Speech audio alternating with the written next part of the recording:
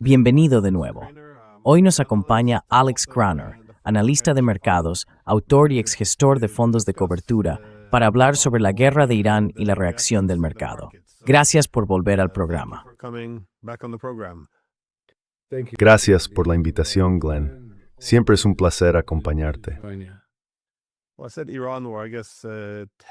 Bueno, dije la guerra de Irán. Supongo que técnicamente ahora es paz o un alto el fuego, pero no se está cumpliendo muy bien.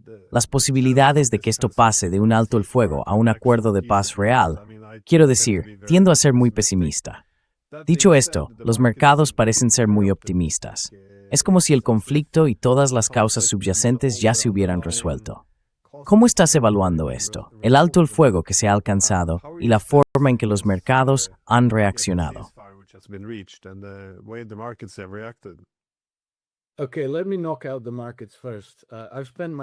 De acuerdo, déjame abordar primero el tema de los mercados. He pasado mi vida profesional en los mercados, operando activamente con materias primas, productos financieros y divisas. No le daría absolutamente ninguna importancia a eso. El hecho de que los mercados se sientan optimistas no significa nada. Los mercados pueden ser muy ilusorios a corto plazo, y a menudo lo son. Ya sabes, ese corto plazo puede durar, como dicen, los mercados pueden permanecer irracionales mucho más tiempo del que tú puedes mantenerte solvente. Así que no le daría ninguna importancia a eso. En cuanto al, ¿cómo lo llamas?, el anuncio tan sorprendente del alto el fuego de ayer, tengo que decir que me sorprendió mucho.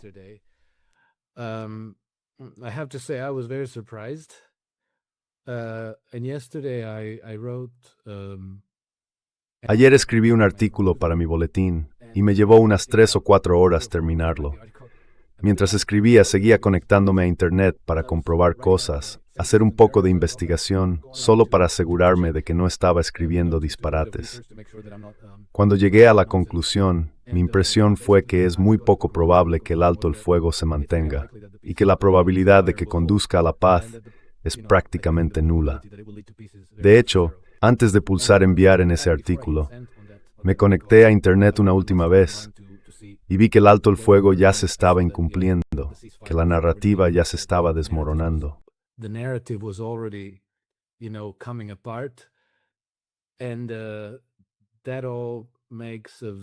Y todo eso constituye una base muy pobre para la paz.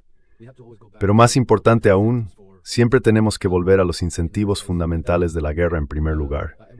Y eso es, bueno, ya lo hemos comentado antes, la conquista del colateral.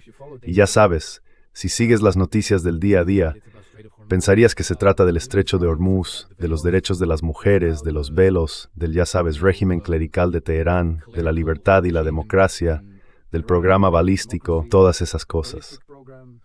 Todo eso son meros pretextos. La razón última es que Irán es la quinta o sexta nación más rica en términos de recursos naturales. Se estima que poseen unos $35 billones en riqueza de recursos naturales.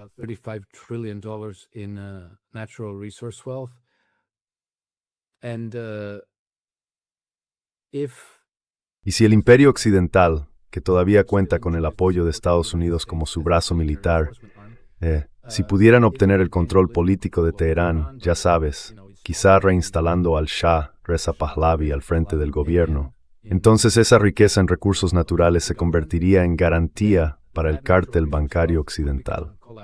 Y $35 billones podrían servir muchísimo para reflotar un sistema que es fraudulento y que actualmente se está desmoronando sobre sí mismo. Ya sabes, está siendo comprimido por la liquidez que se inyecta en el sistema de la nada. El problema es que por cada dólar, euro, yen o lo que sea que se imprime de la nada y se pone en circulación, se diluye la moneda que ya está en circulación. Así que era empobreciendo a todos los que están dentro del sistema.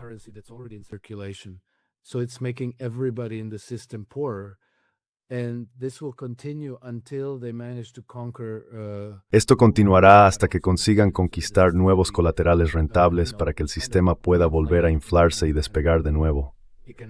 En última instancia, esta es siempre la razón de la guerra. Por eso todas las guerras son realmente guerras de banqueros. y por eso nunca se rendirán. Porque para los banqueros se trata de incorporar nuevo colateral al sistema o ver cómo todo su sistema se derrumba. No saben hacer otra cosa. No harán campos, no construyen nada, no escriben novelas ni sinfonías. No hacen absolutamente nada. Simplemente sacan dinero de la nada, nos lo prestan con intereses y luego cobran los pagos de esas deudas. Eso es lo que hacen, es lo único que hacen. Y sacrificarán por completo a cada nación que ocupen, como Estados Unidos, Gran Bretaña, Francia y así sucesivamente, para que su sistema sobreviva y continúe.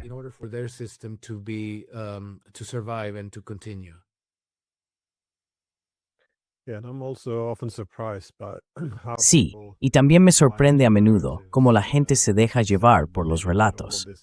Como dijiste, creen que todo esto es real. Todos los países a lo largo de la historia siempre han tenido que vender guerras. Normalmente hay intereses estratégicos en competencia y se presentan como los buenos contra los malos. Quiero decir, si miras cómo fueron las cosas, los gobiernos que fueron rechazados, si retrocedes a los años 90, Rusia estaba tan ansiosa por ser parte de Occidente que estaba dispuesta a darle la espalda a sus aliados tradicionales, a las antiguas repúblicas soviéticas, a China, a cualquiera en Oriente que pudiera frenar su carrera hacia Occidente.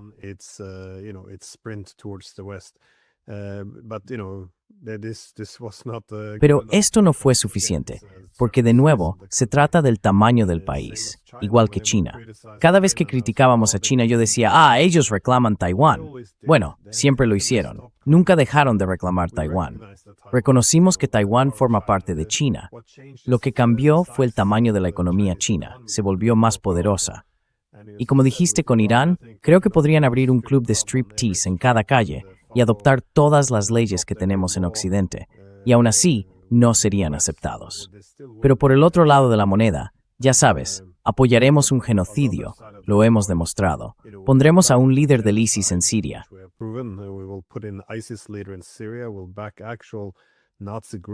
Apoyaremos un genocidio real, grupos nazis, y como sugirió Trump, estaremos dispuestos a aniquilar una civilización entera y luego hacer que el secretario general de la OTAN lo presida. Así que la idea de que todo esto tiene que ver con valores, principios y pañuelos en la cabeza, quiero decir, es bastante ridícula. Y también da un poco de miedo, tengo que ser sincero, cuando la gente realmente se cree esto, que por eso estamos bombardeando. Bueno, no nosotros, sino que Estados Unidos e Israel están bombardeando Irán porque quieren liberar a las mujeres. Quiero decir, sí, cada vez. Tengo que decir que eso me asombra, ¿sabes? Porque ya hemos visto esta película tantas veces antes, ¿sabes?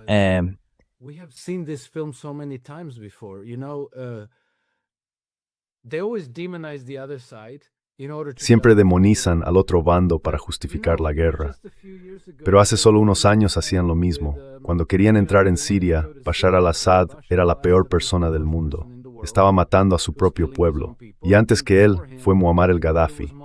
Estaba matando a su propio pueblo. Y Saddam Hussein era un loco. Estaba matando a su propio pueblo. Y Slobodan Milosevic era un loco. Y luego, ya sabes, en otras partes del mundo estaba Salvador Allende. Era, ya sabes, un comunista.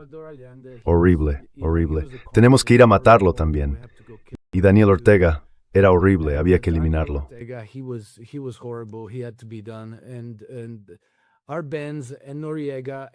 Y Manuel Noriega, y Hugo Chávez, y Nicolás Maduro, y en Cuba, el padre de Justin Trudeau, Fidel Castro, perdón.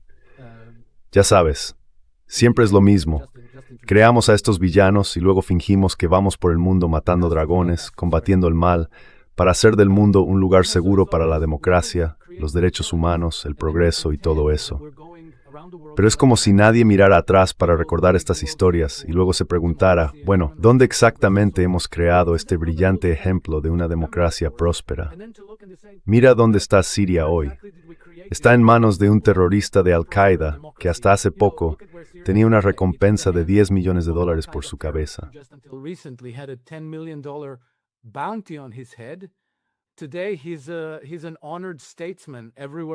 Hoy en día es un estadista respetado en todo Occidente. Y luego mira a Libia, que solía ser el país africano más próspero, con el nivel de vida más alto bajo Gaddafi. Ahora es un estado fallido con mercados de esclavos a cielo abierto, gobernado por señores de la guerra. Afganistán, Irak, Yemen, Somalia, Sudán, en todos los lugares a los que fuimos creamos caos y destrucción. Causamos un dolor incalculable a la gente, destruyendo sus países, destruyendo su infraestructura, y, sin embargo, hay personas que se creen la historia cada vez. Es realmente asombroso. Sospecho que estamos discutiendo con bots artificiales en granjas de bots, porque no puedo creer que alguien sea tan estúpido. No puede ser.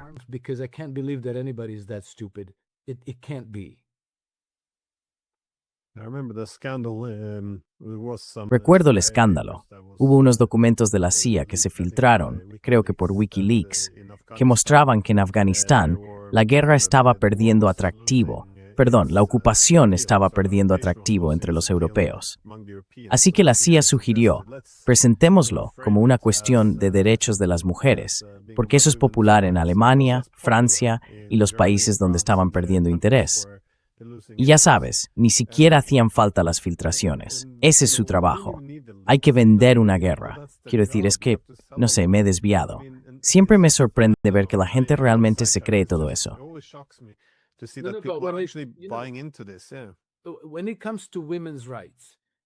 Cuando se trata de los derechos de las mujeres, ya sabes, volvamos a Afganistán. Estados Unidos se retiró de Afganistán en agosto de 2021. Dijeron que estaban allí para llevar la democracia y la libertad. Y luego, cuando se retiraron, a todo el mundo se le rompió el corazón por los derechos de las mujeres y las niñas. No sé si lo recuerdas, pero durante varias semanas no se podía ni encender la televisión sin oír mencionar mujeres y niñas cientos de veces. Todo giraba en torno a las mujeres y las niñas. Pero cuando se observan los resultados reales de la ocupación occidental de Afganistán, se descubre que más del 50% de todos los niños nacidos durante ese tiempo, cuando Estados Unidos estaba al mando, sufrieron retraso del crecimiento permanente debido a la malnutrición.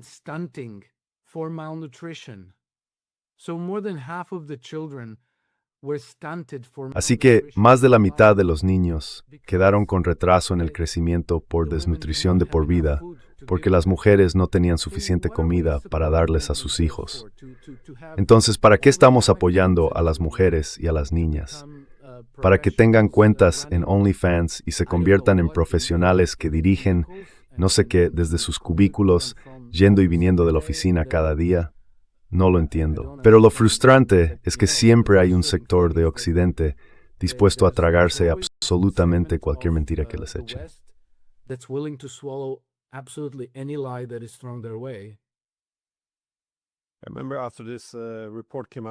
Recuerdo que después de que salió ese informe sobre Afganistán, hubo un artículo coescrito en The Guardian por el secretario general de la OTAN, Jens Stoltenberg, y, ya sabes, alguna celebridad de Hollywood, Angelina Jolie, titulado algo así como ¿Por qué la OTAN es ahora la organización líder en la protección de las mujeres? O algo por el estilo.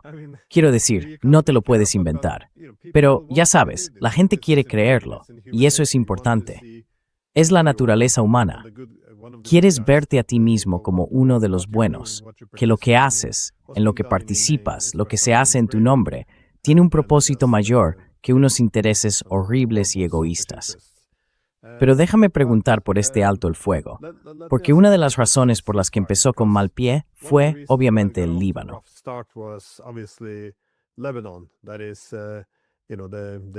Es decir, ya sabes, el principal mediador, o quien facilitaba o proponía el acuerdo de paz, el alto el fuego, era el primer ministro pakistaní. Confirmó que el Líbano formaba parte del Tratado de Paz, o del alto el fuego. Y poco después, Israel empezó a bombardear Líbano de forma brutal, lo cual resulta un poco extraño, que esperaran a lanzar ese ataque tan feroz justo el primer día del alto el fuego. Pero dejemos eso a un lado. Los estadounidenses también salieron a decir que, bueno, Líbano no formaba parte del alto el fuego. ¿Qué opinas de esto? ¿Fue simplemente una manera de permitir que Trump se echara un poco atrás después de hacer esos comentarios tan disparatados? ¿O fueron los israelíes quienes estuvieron manipulando a los estadounidenses? ¿Cómo interpretas todo esto? Porque esto podría ser lo que haga fracasar todo el alto el fuego.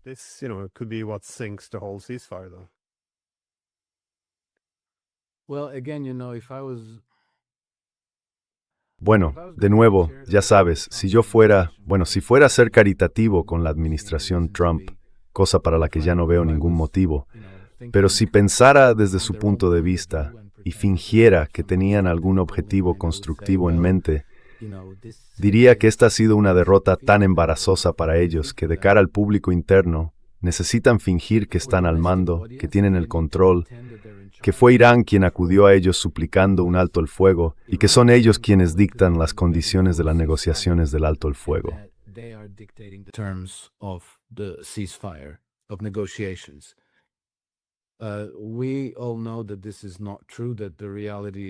Todos sabemos que eso no es cierto. La realidad es que Estados Unidos ha estado suplicando un alto el fuego y los iraníes controlan el marco de cualquier negociación. Así que los 10 puntos son iraníes. Han sido cuidadosamente formulados, discutidos y comunicados por el primer ministro pakistaní a la parte estadounidense. Se ha recibido como tal, no hay duda de ello. Y si la gente en Estados Unidos sabe leer y escribir en inglés, entonces entendieron el mensaje y saben lo que contenía. No hay duda de que el Líbano estaba incluido en esas comunicaciones. Así que ahora, fingir, no, nunca dijimos nada sobre el Líbano, es muy poco sincero.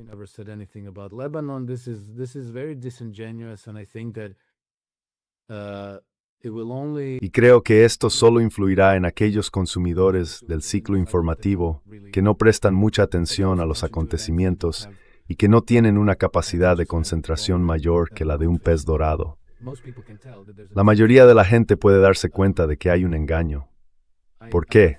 Porque la administración Trump tiene que fingir que está al mando, que está ganando, que este alto el fuego es el resultado de su gloriosa victoria sobre Irán. También tienen que mostrar a los elementos sionistas que al parecer tienen una influencia predominante en la política exterior estadounidense, que no están imponiendo ninguna restricción a Israel.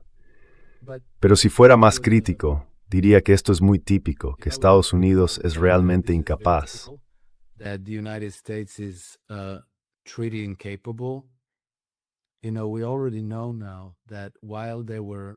Sabes, ya sabemos que mientras estaban negociando con los iraníes en febrero, enviaban armas a los kurdos para infiltrarse en Teherán y preparar una revolución de colores. Así que estaban preparando armas, la campaña de bombardeos, ya estaban activando elementos del Mossad y de la CIA para intentar derrocar al gobierno mientras negociaban o fingían negociar con el gobierno iraní. Ahora, al parecer, hay informes sobre un gran aumento de tropas estadounidenses en la región, en aparente preparación para una invasión terrestre. Creo que hablan de 50,000 soldados, lo cual no entiendo. No veo qué esperan conseguir con 50,000 soldados.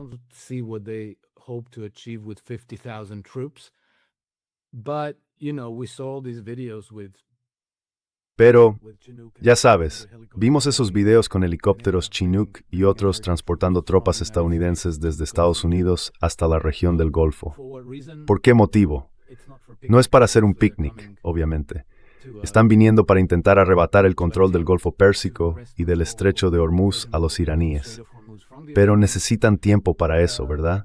Necesitan tiempo para preparar esa invasión terrestre. Y creo que por eso Estados Unidos pidió un alto el fuego de 45 días en lugar de uno de 2 semanas. Los iraníes aceptaron un alto el fuego de 2 semanas bajo ciertas condiciones, pero no creo que eso vaya a mantenerse, y pienso que en el mejor de los casos veremos un alto el fuego de 2 semanas y luego una reanudación de las hostilidades.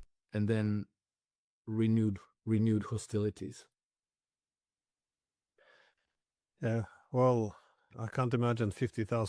Sí, bueno, no puedo imaginar que 50,000 tropas lleguen muy lejos intentando tomar el estrecho de Hormuz.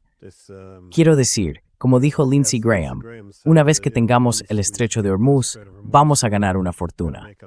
¿Cómo? Sí, otra vez. Bueno, lo interesante de la guerra con Irán, sin embargo, es que el control del relato es bastante terrible en comparación con todas las demás guerras. Todos han marchado en la misma línea. Han ook tiwer en se meter vrader van towards Moss, Mols, de civilización frente a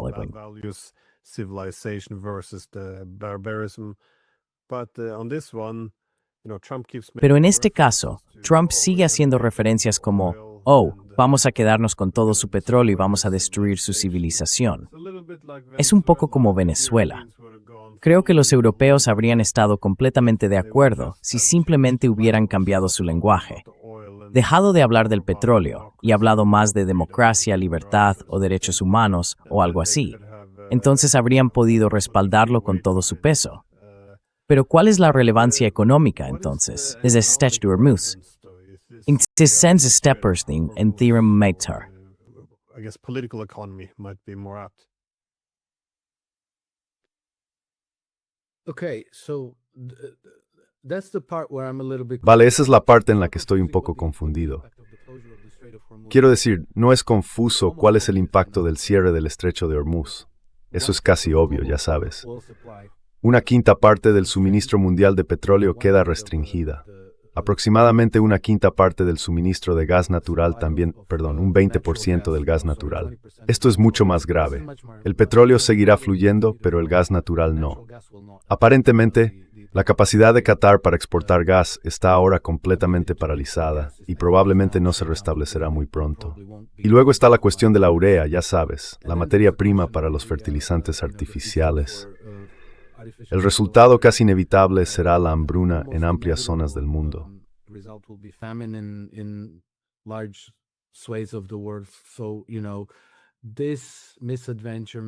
Así que ya sabes, esta desventura podría costar millones, quizá decenas o cientos de millones de vidas en el sur global y quién sabe dónde más. Ya veremos cuán grave será. Así que eso no es confuso.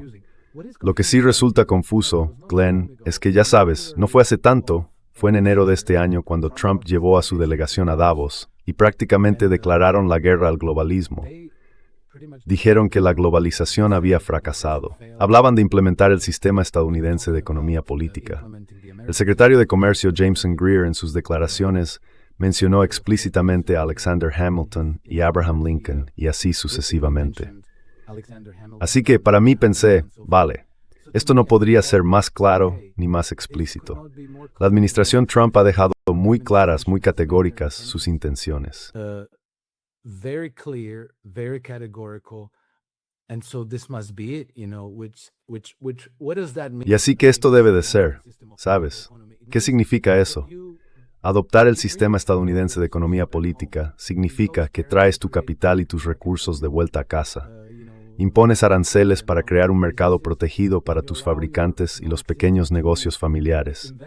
Permites que tu sistema económico invierta en el país para generar prosperidad, reparar infraestructuras, crear empleos con buenos salarios, volver a una economía en la que un solo ingreso de un trabajador manual pudiera mantener a una familia y pagar la educación de los hijos en la escuela y la universidad, y así sucesivamente.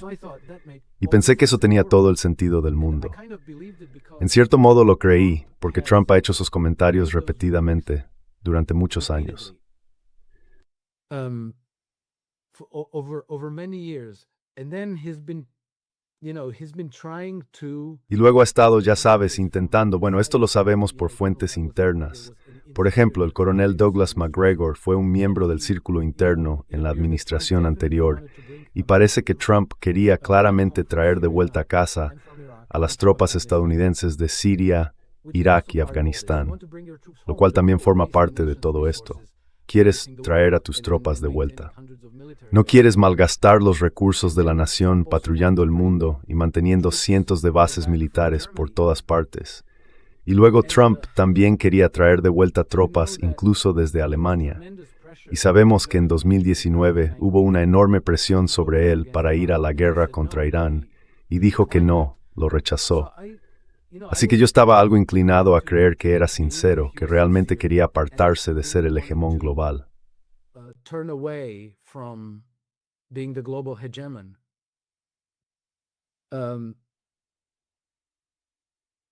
So, if that were the case, Así que, si ese fuera el caso, entonces el estrecho de Hormuz no tendría tanta importancia para Estados Unidos. Es decir, sería algo secundario, porque Estados Unidos es bastante autosuficiente. Tienen su propia producción de petróleo, tienen a Venezuela y México ahí, en el vecindario, tienen a Canadá al norte, todas naciones muy ricas en recursos. Y así, Ya sabes, la economía estadounidense podría haberse reestructurado de acuerdo con el sistema estadounidense de economía política. Y pensé, creía en un futuro muy prometedor a largo plazo para Estados Unidos. Ya sabes, quizá en los próximos 10, 15 o 20 años como mínimo. Pero algo ocurrió el 28 de febrero e hizo lo que sabía que no debía hacer en 2019 y lo que todos los presidentes antes que él sabían que no debían hacer, porque había todos esos informes, todos esos hallazgos de inteligencia que habían generado un consenso de que atacar a Irán sería una cosa colosalmente.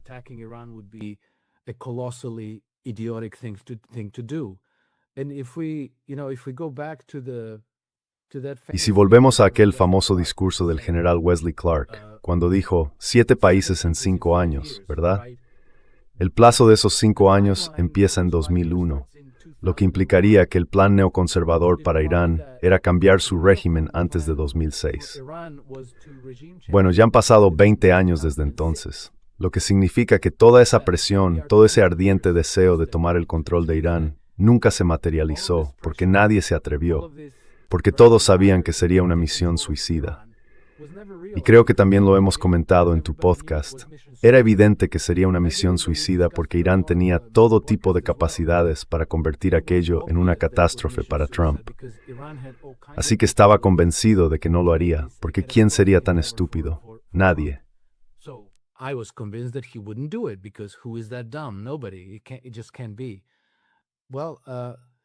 Simplemente no puede ser. Bueno, siguió adelante, apretó el gatillo, y ahora estamos donde estamos. Creo que las consecuencias serán muy desastrosas, aunque más para Europa y Gran Bretaña que para Estados Unidos. Estados Unidos tiene muchas formas de amortiguar el golpe. Como dije, es un país muy rico en recursos. Tiene vecinos ricos en recursos y evidentemente no tiene ningún problema en usar su poder político, financiero y militar para someter a esos vecinos y utilizarlos efectivamente como colonias. Así que creo que Estados Unidos no podrá evitar la estanflación a causa de esto, pero Europa y el Reino Unido afrontarán una crisis mucho más grave como resultado.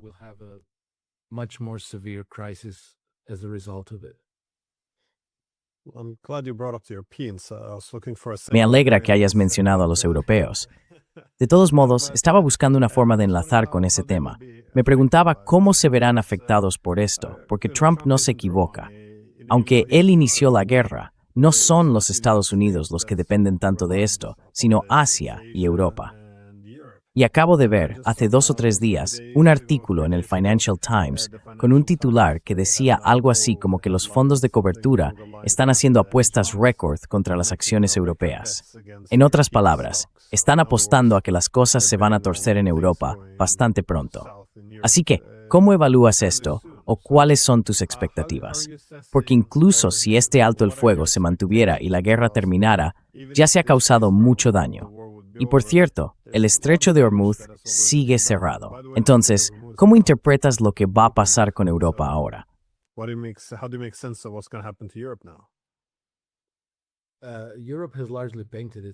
Europa en gran medida se ha acorralado a sí misma. Ya sabes, cortaron deliberadamente su acceso al petróleo y al gas rusos, aunque una cuarta parte de los gasoductos Nord Stream sigue intacta y podría suministrar, creo.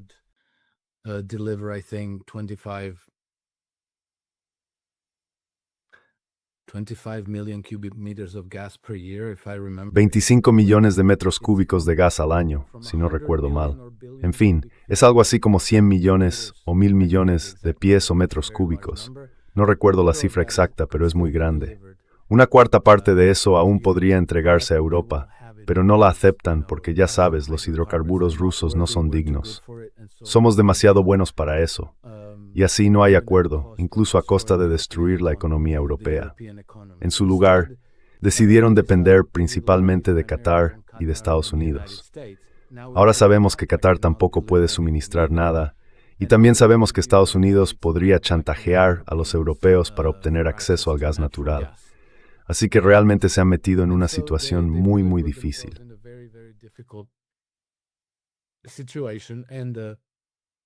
But then there's another very Pero luego hay otra vulnerabilidad muy significativa para las economías europeas, y es que la mayor parte del comercio mundial sigue realizándose en dólares estadounidenses. En situaciones de tensión, los bancos europeos han tenido muchas dificultades con la liquidez en dólares. La parte estadounidense, la Reserva Federal, les ha ayudado creando estas líneas de intercambio muy amplias para que los europeos puedan acceder a saldos en dólares y llevar a cabo el comercio exterior. Pero, ya sabes, todas estas líneas de intercambio podrían cancelarse en cualquier momento. Puede que no se cancelen bajo Jerome Powell, pero vamos a tener un nuevo presidente de la Reserva Federal nominado por Trump. we're going to have a new Federal Reserve chairman that will be nominated by Trump. And so that relationship might become Y esa relación podría volverse muy inestable. Sé con certeza que los banqueros europeos están extremadamente preocupados por esto. Si tuvieran que comprar dólares a precios de mercado, el euro podría colapsar. El resultado sería un fuerte impulso a la inflación, una inflación de precios en euros. Sería un desplome del euro. Podría convertirse en una crisis de esta inflación, porque se produciría un crecimiento económico muy lento o nulo y niveles de inflación de precios en aumento. Y eso nos lleva a, bueno, ¿cómo llamarlo? Una gran cantidad de leña seca para una revuelta social, porque la gente en Europa ya está sufriendo. People are already suffering in Europe. I think that according to Eurostat, Creo que según Eurostat, y estas cifras tienen unos meses, así que podría ser peor ahora, en toda la eurozona alrededor del 35% de todos los hogares en Europa tienen dificultades para llegar a fin de mes. Y en algunos países esa cifra supera los 2/3.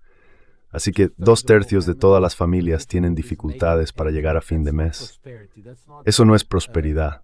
Eso no es éxito económico. Es una sociedad que se acerca cada vez más al borde de una revuelta social masiva. Y creo que ya sabes, las personas que son especialistas en este ámbito, me refiero principalmente a David Betts, del que creo que es el Imperial College de Londres, están diciendo que las naciones europeas están ahora configuradas de forma explosiva para un estallido de guerras civiles.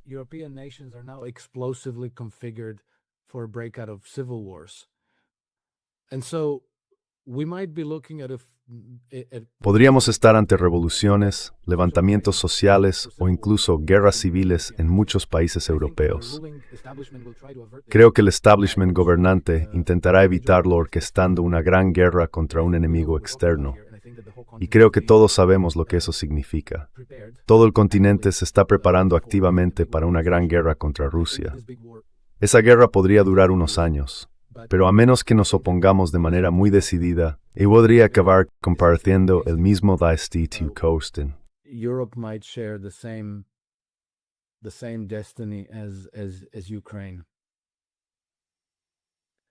Yeah, the language coming out of Sí, Europe el is lenguaje que so- sale de Europa es we bastante see at some extraordinario. point that, Uno recent pensaría que en algún elections momento can, empezaría a imponerse la say razón. that, Y ya sabes, si ves que no obtenemos la energía que necesitamos de Oriente Medio, no la conseguimos de Rusia, y que Estados Unidos se está volviendo más poco fiable, en algún momento pensarías que intentarían diversificar y reparar algunas de las relaciones que se han dañado. Pero parece que solo hay un esfuerzo por redoblar esta guerra indirecta continua contra Rusia.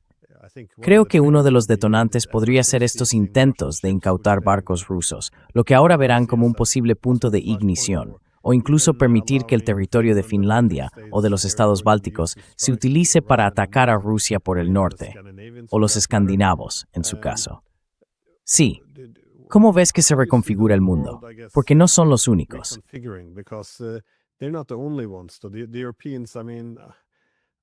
Los europeos, quiero decir, me da rabia decirlo, pero no nos está yendo muy bien en la clasificación internacional de la razón y la racionalidad. Creo que fue el ministro de Asuntos Exteriores de Hungría quien señaló que ahora tenemos una crisis de la razón en Europa. Pero, ¿cómo ves el resto del mundo? Porque los estados del Golfo pagaron un precio muy alto por ser estados en primera línea para Estados Unidos. Y he oído, ya sabes, si sigues algunos medios de comunicación en Asia Oriental, ves que también allí existe esta preocupación. ¿Por qué apostamos tanto por esta asociación con Estados Unidos? ¿Realmente nos protegerán o nos meterán en problemas? Así que, ¿cómo lo ves? Bueno, supongo que con tantas variables en juego al mismo tiempo, no se deberían hacer predicciones demasiado atrevidas. Pero, ¿hacia dónde crees que va la tendencia general en cuanto al cambio del mundo? Perdón, es un blue. Sorry, very large question. Yeah. Look, I think there's going to be massive fracture. Sí, mira, creo que va a haber una fractura masiva en Oriente Medio y en Europa, y creo que eso va a dar lugar al surgimiento de un orden mundial multipolar. Creo que Estados Unidos tendrá que replegarse en su propio hemisferio y encontrar su identidad, si quiere ser un hegemón, o más bien, una potencia de equilibrio en su propio, ¿cómo lo llamas?, en su propio hemisferio, que mantenga relaciones buenas, constructivas y amistosas con sus vecinos. Pero creo que para que eso ocurra, será necesaria una reforma completa del sistema monetario, porque, volviendo a ese dicho de que todas las guerras son guerras de banqueros, Estados Unidos sigue completamente dominado por las oligarquías bancarias. Y ellos no ven el mundo como tú y yo lo vemos. Ven el mundo como mano de obra esclava y recursos naturales que deben transformarse en flujos financieros que solo beneficien a sus instituciones bancarias.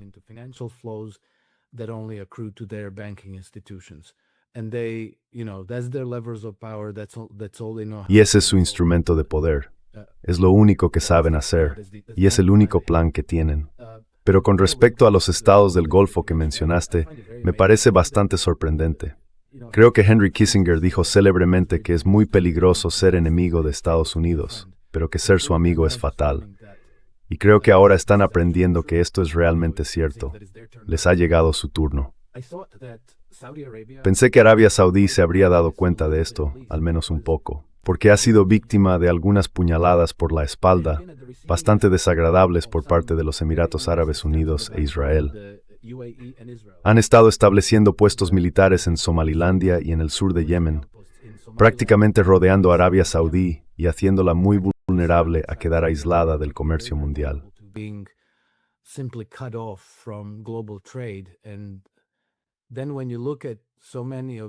Y luego, cuando miras a muchos de estos soldados de las FDI, en sus uniformes llevan esos parches en el hombro de la Gran Israel, que incluyen también una parte muy grande de Arabia Saudí. Pensarías que elegirían el bando de Irán en esta guerra, porque obviamente los Emiratos Árabes Unidos, Israel y Estados Unidos acabarán costándoles su reino. Una vez que Irán quede fuera del camino, la siguiente presa fácil, la fruta madura, sería Arabia Saudí. Pero, por alguna razón, en lugar de eso, se unieron al otro bando contra Irán, lo cual me parece asombroso.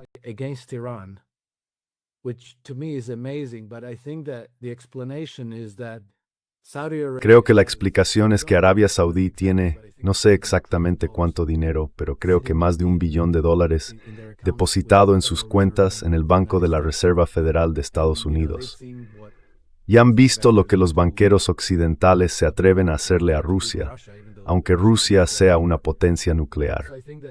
Así que creo que si eligieran el bando equivocado en esta guerra, los cortarían de su dinero y probablemente no volverían a verlo. Pienso que esa es la razón por la que para ellos las consideraciones a corto plazo son mucho más importantes que las de largo plazo. Y creo que el resultado final será que muchos de estos reinos del Golfo desaparecerán, y que Arabia Saudí quizás se reconstituya de alguna manera.